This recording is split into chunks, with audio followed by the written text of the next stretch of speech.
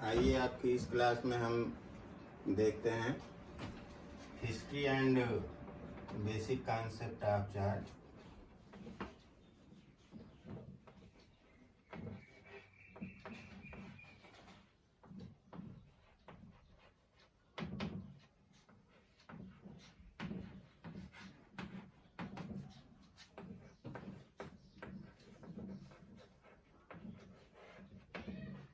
History and basic concept of charge. सबसे पहले हम चार्ज के हिस्ट्री की बात करें तो आज से लगभग 2600 वर्ष पूर्व, मतलब कि 600 BC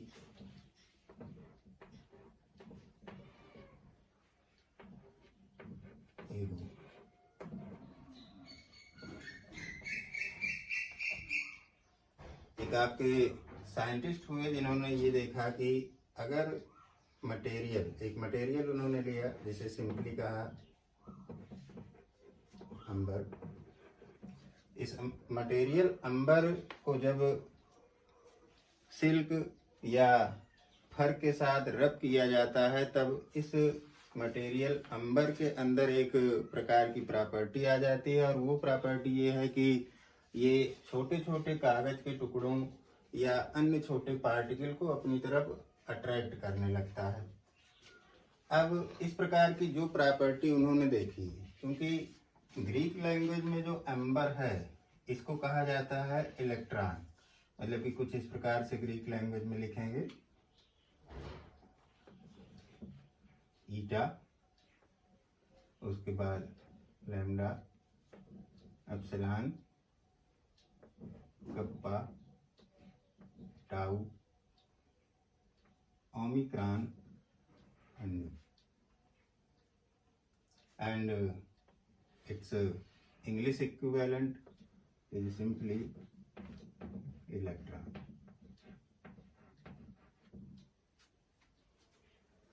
चूंकि अंबर इस मटेरियल को ग्रीक लैंग्वेज में यहाँ पर इस प्रकार से लिखा गया, जिसको इंग्लिश में इलेक्ट्रॉन कहेंगे, इसलिए सबसे पहले यहाँ पर जो चार्ज आया अंबर पर, उससे यहाँ पर इस वर्ड को यहाँ पर कॉइंड आउट किया गया, और इसके एनालॉगस जो वर्ड आए उसके लिए ये कहा गया कि जो ये मटेरियल है इसमें जो प्रॉपर्टी आ रही है वो इलेक्ट्रिकल है,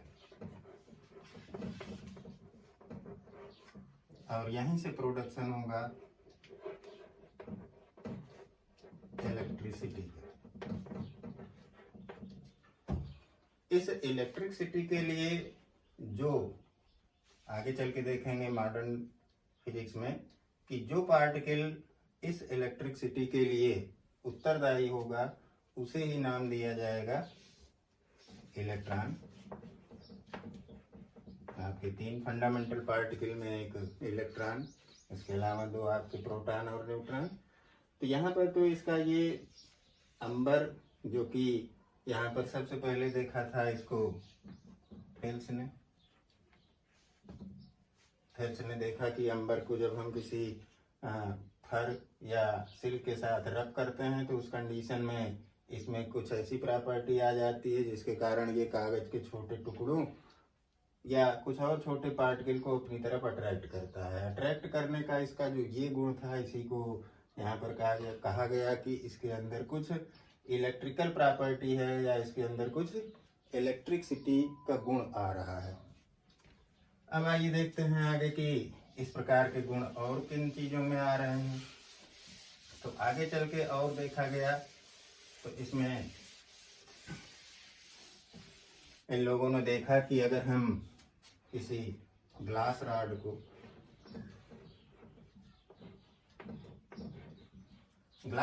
अगर हम रब करें, देखिए silk, then this glass rod also acquire property of attracting small pieces of paper. Glass के अंदर भी कुछ इस प्रकार की प्रॉपर्टी आ गई। आगे चल के और देखा गया, दूसरे भी प्रयोग किए गए। सिंपली आप डेली लाइफ में देखें तो जैसे आप सूखे बालों को अगर कंघे से झाड़ते हैं तो उस कंडीशन में कंघे से झाड़ने के बाद कॉम को यूज करने के बाद उस काम के अंदर भी एक प्रॉपर्टी आ जाती है जिसके कारण वो छोटे छोटे टुकड़ों को, कागज के टुकड़ों को अपनी तरफ आकर्षित करने लगता है। इस प्रकार से जो इन वस्तुओं के अंदर आकर्षण का गुण आया तो ये कहा गया कि ये जो आपके ग्लास रॉड हैं या कॉम्ब है, इसके अंदर कुछ इलेक्ट्रिकल प्रॉपर्टी आ रही है, इलेक्ट्रीफाई हो रहा है। और यहीं से कॉन्सेप्ट आता है कि ये जो वस्तुएं हैं इनके अंदर कुछ चार्ज एक्वायर हो रहा है। अब बात आती है कि जो चार्ज आ रहा है वो किस प्रकार का है, मतलब कि आगे चल के ये देखा गया कि जो चार्ज है वो चार्ज कैसा है। अब देखिए यहाँ पर कि जब ग्लास रॉड को सिल्क के साथ रब किया गया, मान लीजिए कि आप एक ग्लास रॉड ले लीजिए यहाँ पर,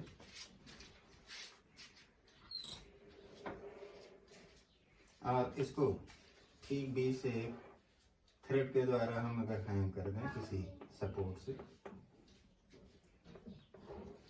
तो ग्लास रॉड को यहाँ पर जब आपने सिल्क से रब किया, ये आपकी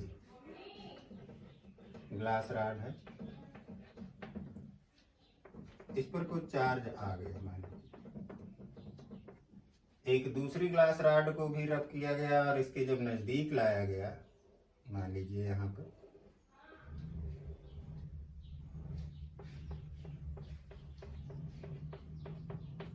तब इस कंडीशन में ये ग्लास रॉड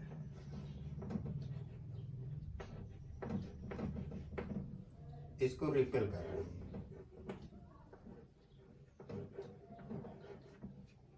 मतलब कि दोनों ग्लास रॉड एक दूसरे को रिपेल कर रही हैं, ये दूर हट गई इससे। इसी प्रकार से जब रबर रॉड को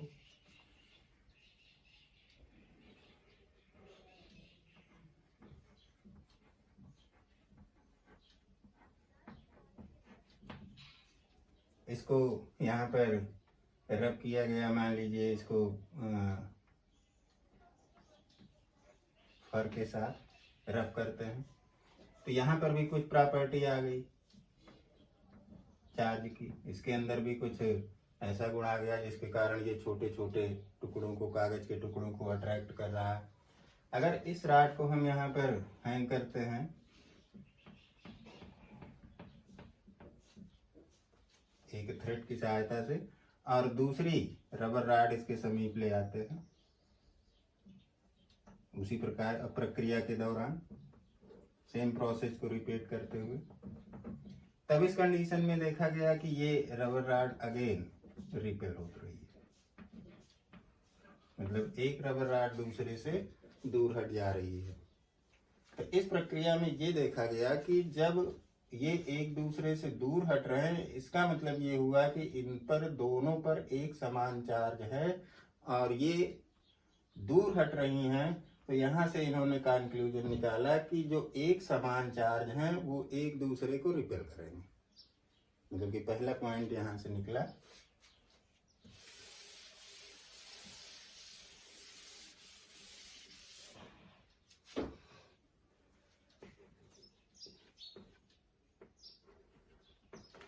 सेम चार्ज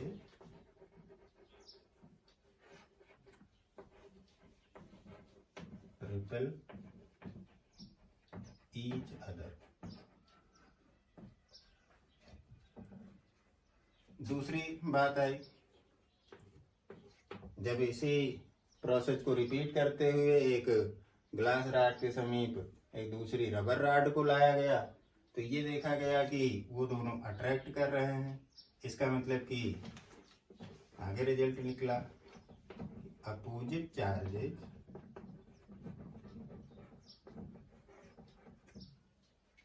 मतलब कि जब ग्लास रॉड को रबर रॉड के नजदीक लाया जा रहा है, तब उस कंडीशन में अब चूंकि दोनों के बारे में पता नहीं है कि किस प्रकार से चार्ज है, लेकिन ये देखा गया कि जब ग्लास रॉड रबर रॉड के नज़दीक आ रही है तब दोनों एक दूसरे की तरफ आ रहे। मतलब कि अगर यहाँ पर हम किसी ग्लास रॉड को सिल्क से रब करके ले आते हैं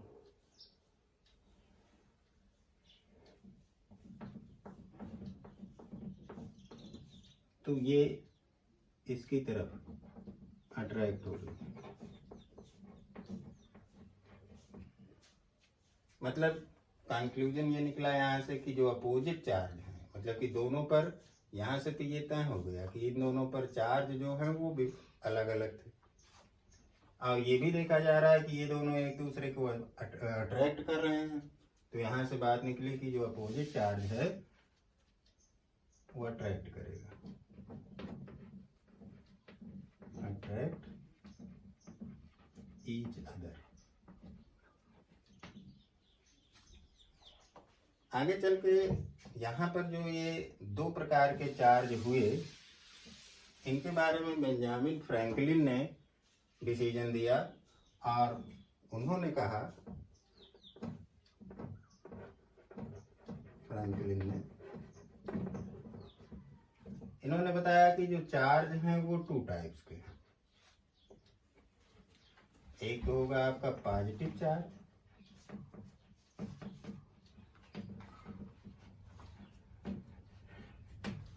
और दूसरा होगा आपका नेगेटिव चार्ज।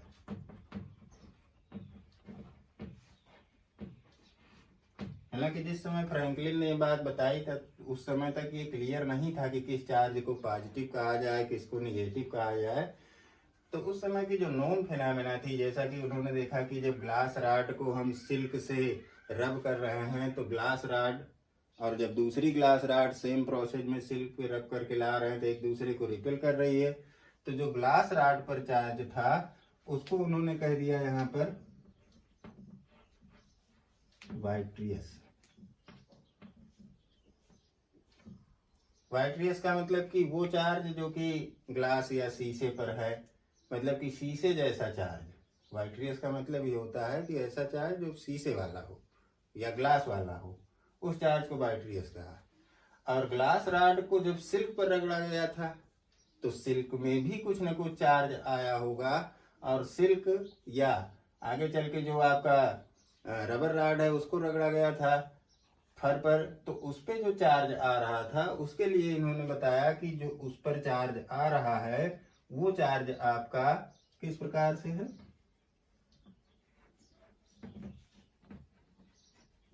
रेजिनस टाइप का। मतलब कि जो आपका फर है या सिल्क है ये सब आपके डायलान टाइप के हैं, हिंदी में उसको कहें तो उसको कहते हैं राल। राल के प्रकार का जो चार्ज है उसको रेजिनस कहा। तो दो टाइप इन्होंने डिफाइन किया। जो ग्लास पर चार्ज आ रहा था उसको इन्होंने कहा कि वो पॉजिटिव है, और जो सिल्क पर आ रहा था उसको इन्होंने कहा कि वो रेजिनस टाइप का है, वो नेगेटिव चार्ज है। ये टू टाइप के चार्ज यहाँ पर बताए इन्होंने। अब इन दोनों चार्जों के बारे में तो ये तो हो गया कि सेम चार्ज जो है वो रिपेल करेंगे, अपोजिट चार्ज जो हैं वो एक दूसरे को अट्रैक्ट करेंगे। ये इतना तो यहाँ पर इसकी हिस्ट्री थी। लेकिन मॉडर्न व्यू के अकॉर्डिंग देखें तो यहाँ पर ऐसी बात नहीं थी। किसी भी बॉडी में जो चार्ज प्रोड्यूस हो रहा है उसका अगर हम निर्धारण करें तो वो चार्ज क्यों यूज हो रहा है, तो उसके लिए मॉडर्न वे में एक वर्ड आता है जिसे कहते हैं इलेक्ट्रॉन एफिनिटी, इलेक्ट्रॉन बंधुता। ये वर्ड है क्या। अगर हम किसी एटम्स की बात करते हैं, मान लीजिए कि यहाँ पर ये कोई एटम है मटेरियल का, तो एटम में होगा क्या कि एटम का न्यूक्लियस बीच में और इलेक्ट्रॉन उसके चारों तरफ विभिन्न कक्षाओं में चक्कर लगाएंगे। ये मान लीजिए कि आपके इलेक्ट्रॉन्स हैं।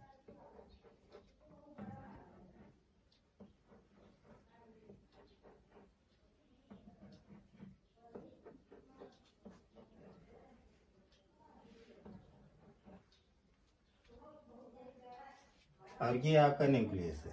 न्यूक्लियस में प्रोटॉन और न्यूट्रॉन ये दोनों प्रेजेंट होंगे, जबकि बाहर की कक्षा में इलेक्ट्रॉन न्यूक्लियस के चारों ओर होगा।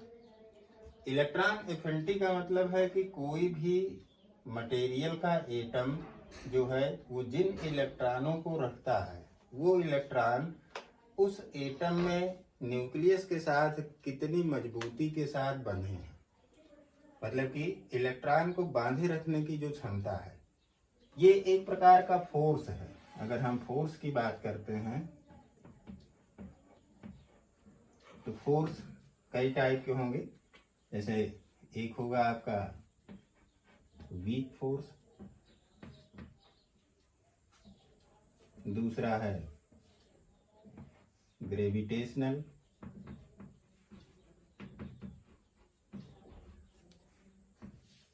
तीसरा होगा इलेक्ट्रोमैग्नेटिक फोर्स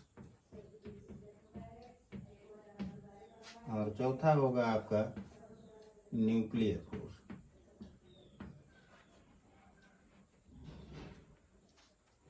इसमें अगर हम इनके गुण की बात करें कि ये फोर्स कौन कितना स्ट्रांग है, तो इसमें जो सबसे स्ट्रांग फोर्स होगा न्यूक्लियर के लिए एन ले लेते हैं, न्यूक्लियर फोर्स सबसे स्ट्रांग। उसके बाद इलेक्ट्रोमैग्नेटिक फोर्स होगा, ईएम लिख लेते हैं। इसके बाद आपका जो है ग्रेविटेशनल फोर्स जी, और इसके बाद आपका होगा वीक फोर्स। मतलब कि न्यूक्लियर फोर्स सबसे मजबूत है। अगर हम इसके रेंज की बात करें तो ये फोर्स सबसे स्ट्रांग है, लेकिन ये केवल और केवल एटम्स के न्यूक्लियस के अंदर जो पार्टिकल हैं उनके बीच में काम करेगा। इसकी रेंज 10⁻⁻15 मीटर के ऑर्डर में ही काम करेगी, फर्मियान के ऑर्डर में। और अगर हम एटम के साइज की बात करें तो एटम की साइज मान के चलते हैं कि नियरली 10⁻⁻10 मीटर की है। मतलब कि अगर हम न्यूक्लियस की बात करते हैं तो न्यूक्लियस में जो प्रोटॉन और न्यूट्रॉन हैं, प्रोटॉन पॉजिटिव है, न्यूट्रॉन की बात करें तो ये न्यूट्रल है। इलेक्ट्रॉन जो बाहर की कक्षा में है ये निगेटिव चार्ज। मतलब ये हुआ कि अगर हम न्यूक्लियस की बात करते हैं तो nucleus whole through positive charge contain कर रहा है और इलेक्ट्रॉन जो ऑर्बिट में है न्यूक्लियस के चारों ओर वो निगेटिव है। तो न्यूक्लियस और इलेक्ट्रॉन के बीच जो बल लगेगा वो इलेक्ट्रोमैग्नेटिक फोर्स होगा, और इलेक्ट्रोमैग्नेटिक फोर्स इन इलेक्ट्रॉनों को न्यूक्लियस के साथ बांधे रखता है। अब अगर हम इलेक्ट्रॉन एफिनिटी की बात करते हैं तो किसी भी मटेरियल के एटम में ये इलेक्ट्रॉन न्यूक्लियस के साथ कितनी मजबूती के साथ बंधे हैं ये यहाँ पर निर्धारित करेगा कि किसी भी मटेरियल के एटम से इलेक्ट्रॉन कब बाहर निकलेगा। मतलब कि किस मटेरियल से पहले निकलेगा, किस मटेरियल से बाद में निकलेगा या नहीं निकलेगा। मतलब कि इलेक्ट्रॉन किसी भी मटेरियल के एटम से बाहर कब आएगा ये निर्धारित होगा इलेक्ट्रॉन एफिनिटी पर। मतलब ये हुआ कि मॉडर्न व्यू के अकॉर्डिंग जब हम ग्लास रॉड को सिल्क से रब करते हैं, ग्लास को रब किया गया यहाँ पर सिल्क के साथ, तो ग्लास इसकी जो इलेक्ट्रॉन एफिनिटी है ये सिल्क की इलेक्ट्रॉन एफिनिटी से कम है। इसका मतलब ये हुआ कि जो ग्लास है जब वो सिल्क से रब किया जाएगा तो ग्लास से एक इलेक्ट्रॉन निकलकर सिल्क पर आ गया। मान लीजिए यहाँ पर जैसे ही इलेक्ट्रॉन निकलकर सिल्क पर आया, सिल्क पर एक इलेक्ट्रॉन की अधिकता हो गई, यहाँ पर एक एक्सेस हो गया इलेक्ट्रॉन का और ग्लास पर एक इलेक्ट्रॉन कम हो गया। तो इस कंडीशन में अब ग्लास पर इलेक्ट्रॉन की कमी हुई, मतलब कि नेगेटिव चार्ज रिड्यूस हुआ, तो यहाँ पर पॉजिटिव बढ़ गया। क्योंकि इसके पहले क्या था कि जितने प्रोटॉन न्यूक्लियस में है उतने ही इलेक्ट्रॉन बाहर की कक्षा में रहेंगे, जितना मतलब पॉजिटिव चार्ज है उतने बाहर नेगेटिव है, दोनों इक्वल हैं, एक दूसरे को कैंसिल किए हैं, तो जनरली एटम जो है वो न्यूट्रल है। लेकिन जब रब किया गया तो ग्लास से एक इलेक्ट्रॉन निकलकर या कुछ इलेक्ट्रॉन निकलकर सिल्क पर आ गए, क्योंकि इलेक्ट्रॉन एफिनिटी ग्लास की कम है सिल्क से, सिल्क की इलेक्ट्रॉन एफिनिटी ज़्यादा है, इसके इलेक्ट्रॉन नहीं निकलेंगे, तो यहाँ से इलेक्ट्रॉन यहाँ पर आया तो सिल्क निगेटिव चार्ज पर आ गया, जबकि ग्लास पॉजिटिव हो गया। तो इस प्रकार से यहाँ पर जब हम किसी भी मटेरियल को दूसरे मटेरियल के साथ म्यूचुअल इंटरेक्ट कराते हैं बाई फ्रिक्शन, यहाँ पर देखेंगे कि जब फ्रिक्शन कराया गया, एक दूसरे से रब किया गया, तो एक पॉजिटिव और दूसरा नेगेटिव हो गया due to transfer of electrons. Few electrons transfer from one material to other and the material which donate electron become positive and the material which accept electron become negative। ठीक है, तो यहाँ पर तो ये पॉजिटिव और नेगेटिव चार्ज का concept है।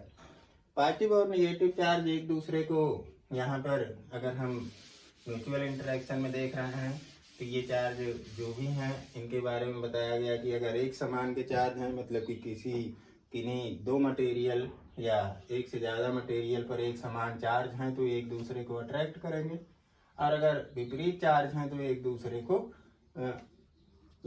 समान चार्ज हैं तो वो रिपेल करेंगे और विपरीत हैं तो अट्रैक्ट करेंगे। तो यहाँ तक तो इतनी बात हुई। अब आइए देखते हैं कि जो ये चार्ज हैं इनके बीच फोर्स लग रहा है। बाकी जो बेसिक कॉन्सेप्ट है चार्ज का वो आप लोग देखिएगा बुक से। यहाँ पर देखते हैं कि जब सेम चार्ज रिपेल कर रहे हैं, अपोजिट चार्ज अट्रैक्ट कर रहे हैं, इसका मतलब ये हुआ कि इन चार्ज के बीच में कुछ न कुछ बल लग रहा है, और चार्ज के बीच में जो बल लगेगा उसको कहते हैं यहाँ पर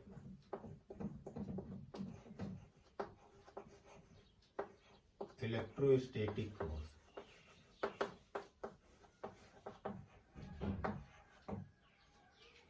क्योंकि जो चार्ज है वो यहाँ पर किसी भी मटेरियल पर वो स्टेबल है, स्टैटिक है, तो उनके बीच जो फोर्स लगेगा वो इलेक्ट्रोस्टैटिक फोर्स कहलाएगा। अगर चार्ज मूवेबल होंगे तो उनके बीच जो फोर्स लगेगा वो फिर फोर्स जो है चार्ज की डायनेमिक पोजीशन में लगेगा और वहाँ पर इलेक्ट्रोमैग्नेटिक फोर्स आएगा। उसका कॉन्सेप्ट आगे देखेंगे। अभी यहाँ पर हम ऐसे चार्ज की ही बात करेंगे जो कि स्टैटिक पोजीशन में है, स्थिर अवस्था में है।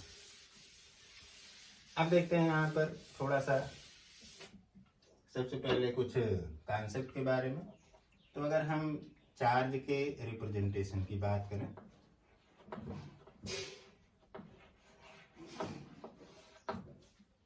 तो चार्ज के रिप्रेजेंटेशन के लिए यहाँ पर हम जो यूनिट यूज करते हैं, अगर हम SI यूनिट की बात करें तो SI यूनिट जो है चार्ज की वो है कूलम।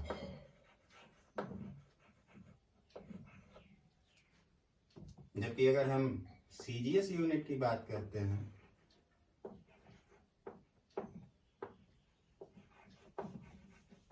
तो CGS यूनिट में जो लिखा जाता है चार्ज की यूनिट वो होगी आपकी स्टेट कूलम।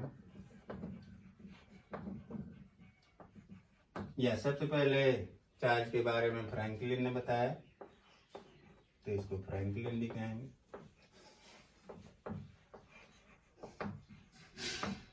और इसी को यहाँ पर कहते हैं ESU, जिसको पूरी तरह से लिखें तो लिखते हैं इलेक्ट्रोस्टैटिक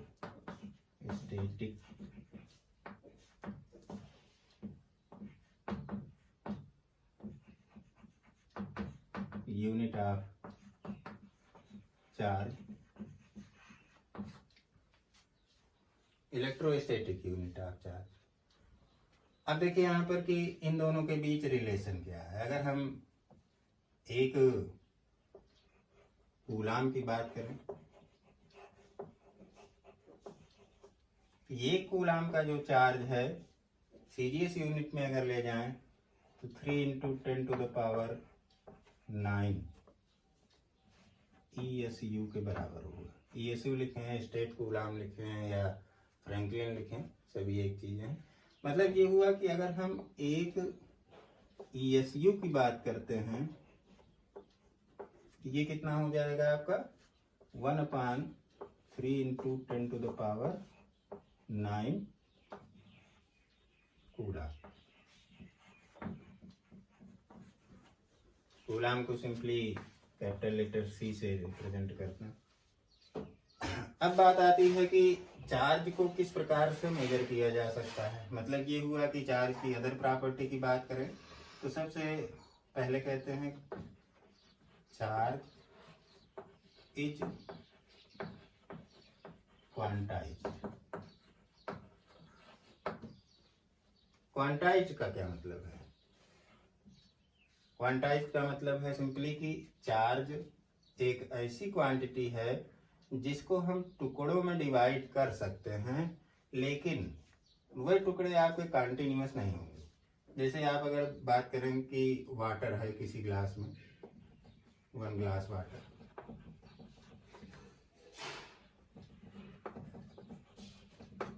तो वाटर क्या है? एक ऐसा मीडियम है कि जो ग्लास में आप चाहे जितनी छोटी बूंद में वहां पर भर सकते हैं। मतलब ये हुआ कि जो वाटर है जो ग्लास में फिल किया गया है, ये वाटर कंटिन्यूटी शो कर रहा है। यहाँ पर मान लीजिए कि ग्लास है और इसमें वाटर आपका फिलअप किया गया है, तो यहाँ पर जो वाटर है ये कंटिन्यूअस है।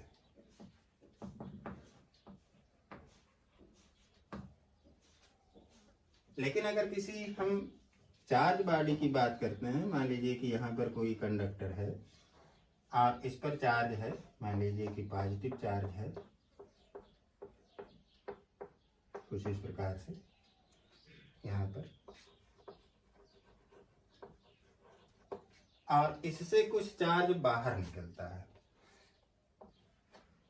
मान लीजिए कि यहाँ से चार्ज का लॉस होता है या चार्ज इस पर कुछ आता है, तो इस कंडीशन में चार्ज के यहाँ पर डीके होने के या ग्रोथ होने की कंडीशन में जो चार्ज का वेरिएशन होगा वो किस प्रकार से होगा?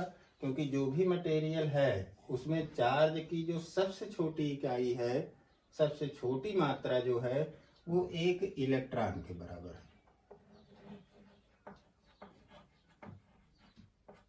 मतलब कि अगर इस मटेरियल से आप 1 इलेक्ट्रॉन निकालते हैं या इसको 1 इलेक्ट्रॉन देते हैं तो वही सबसे छोटी मात्रा है, आप उससे छोटा नहीं कर सकते। मतलब ये हुआ कि जहां पर भी हम क्वांटाइज्ड वर्ड को यूज कर रहे हैं, इसका मतलब कि डिस्क्रीट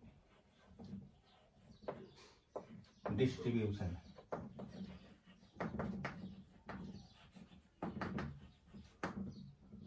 ठीक है, डिस्क्रीट डिस्ट्रीब्यूशन का मतलब ये हुआ कि जो चार्ज है वो छोटे छोटे टुकड़ों में डिवाइड होगा और वो जो सबसे छोटा टुकड़ा होगा या जो सबसे छोटी वैल्यू होगी वो 1 इलेक्ट्रॉन की होगी, 1 इलेक्ट्रॉन। मतलब कि अगर किसी बॉडी में यहाँ पर आपने कह दिया कि टोटल n इलेक्ट्रॉन है, तो इस पर जो चार्ज है वो कितना है? n × E के बराबर है। मतलब कि अगर इस बॉडी पर जो टोटल चार्ज Q है, अगर हम उसकी बात करें तो वो total charge Q n × E के बराबर। मतलब ये हुआ कि n इलेक्ट्रॉन्स को अगर हम जोड़ते चले जाएं, जो इलेक्ट्रॉनिक चार्ज है n टाइम्स, तो टोटल चार्ज मिल जाएगा। अब अगर इस बॉडी पर चार्ज पॉजिटिव है, मतलब ये हुआ कि n इलेक्ट्रॉनों की कमी है। इलेक्ट्रॉन निकलेंगे तो उस पर धन आवेश आएगा, पॉजिटिव आएगा, तो पॉजिटिव चार्ज के केस में प्लस लिख सकते हैं। अगर इलेक्ट्रॉनों की अधिकता है तो जितने इलेक्ट्रॉन ज़्यादा होंगे उतने इलेक्ट्रॉन के बराबर ये चार्ज होगा, तो निगेटिव होगा चार्ज। मतलब कि इस पर जो चार्ज है वो n इंटू ई के फॉर्म में लिखा जा सकता है, मतलब कि इलेक्ट्रॉनिक चार्ज के रूप में ही डिवाइड हो सकता है, और इसलिए कहा जाता है कि जो चार्ज है वो क्वांटाइज्ड है। ठीक है, तो क्वांटाइज्ड का मतलब ये हुआ। अगली जो प्रॉपर्टी आती है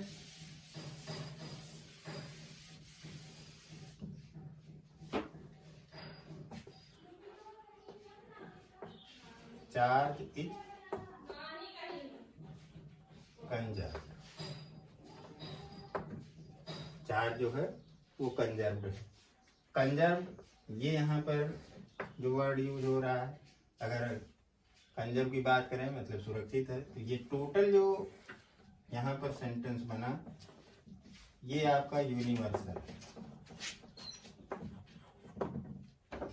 मतलब कि अगर किसी भी स्पेस की बात कर लें, रीजन की बात कर लें, मान लीजिए कि ये रीजन है, बड़ा सा रीजन, जैसे आप यहाँ पर इस बाउंड्री लाइन को क्रिएट किए, तो ये बाउंड्री जो है इसके ऊपर एक सरफेस के रूप में है, मतलब ये सरफेस यहाँ पर यस से रिप्रेजेंट कर सकते हैं, और इसके अंदर कुछ आयतन, कुछ वॉल्यूम बंद होगा। इसमें जो भी चार्ज है, जो भी चार्ज डिस्ट्रीब्यूट है, प्लस है माइनस है, ये टोटल चार्ज हमेशा कंजर्व रहेगा। मतलब ये हुआ कि अगर हम किसी बॉडी की बात करते हैं तो उस पर जो टोटल चार्ज होगा वो हमेशा कंजर्व होगा। मतलब कि उस टोटल चार्ज का रूप तो बदल सकता है, लेकिन चार्ज जो है वो कभी भी डिस्ट्रॉय नहीं हो सकता। तो ये आपका यूनिवर्सल लॉ है चार्ज के साथ, ये हमेशा कंजर्व रहेगा।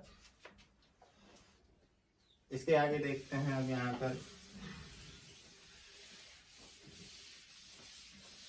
चार्ज की जो प्रॉपर्टी है,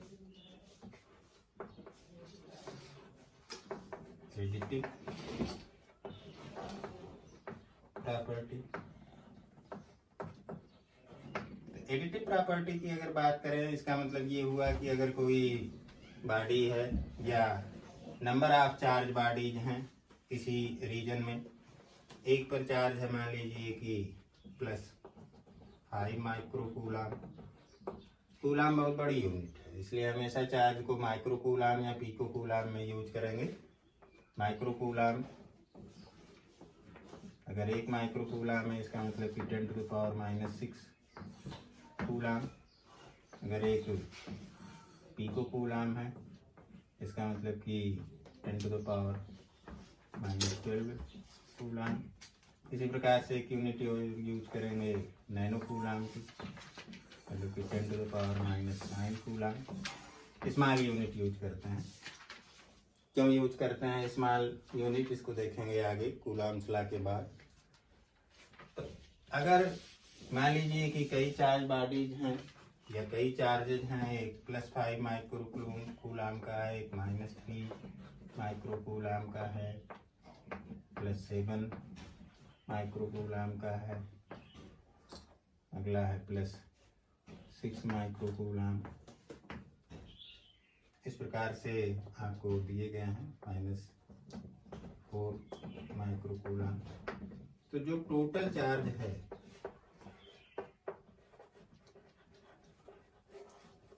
वो किसके इक्वल होगा? Algebraic sum of all charges.